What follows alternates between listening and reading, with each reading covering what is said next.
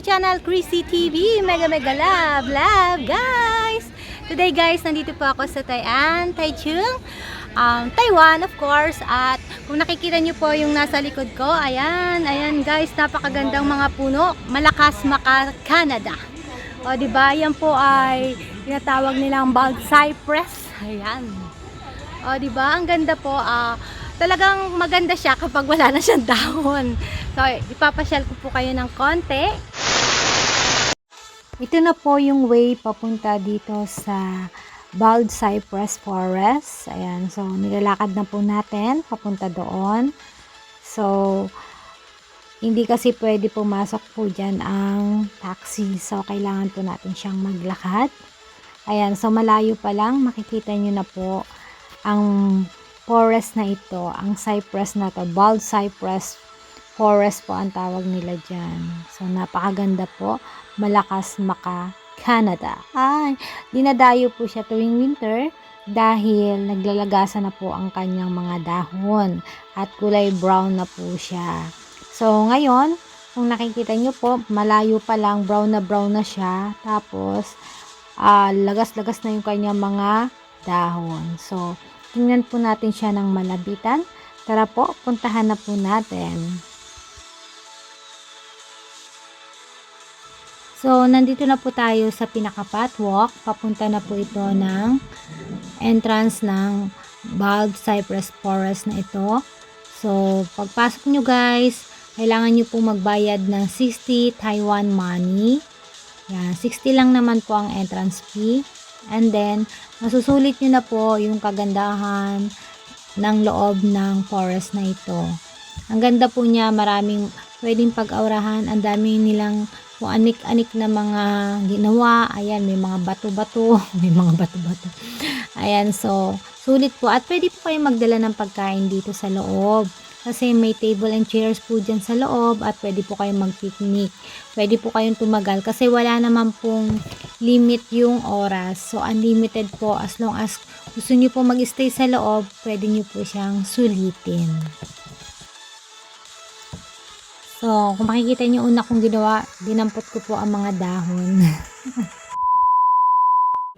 So, marami pong mga turista dito.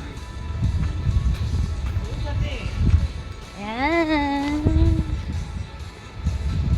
Doon, mayroon siyang parang mga sapa-sapa.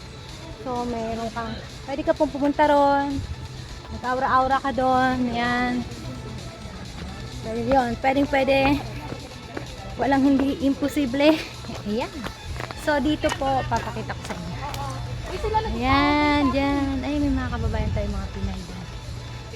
Ayan. O, ayan po, yung mga dahon, nagkahulog-hulugan na. Hulog-hulog. O, diba?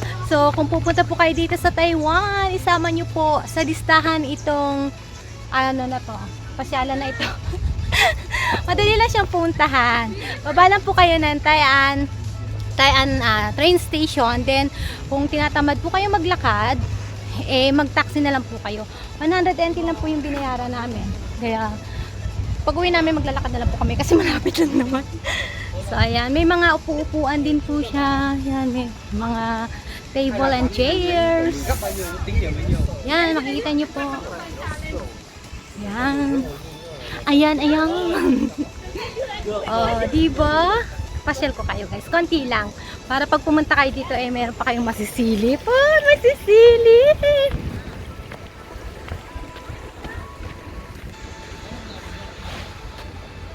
May cross. Yan. So, doon. Ikot-ikot lang. Ang lakas niyang maka Canada. Ito po yung dahon. Hawakan ko na siya. Ay, hindi na. O, diba? Ayan. Ito tayo dito sa gilid.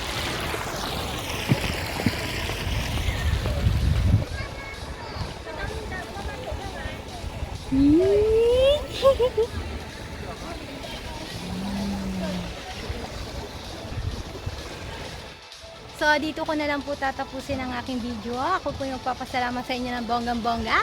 Thank you po guys for watching. Chrissy, for you. Bye!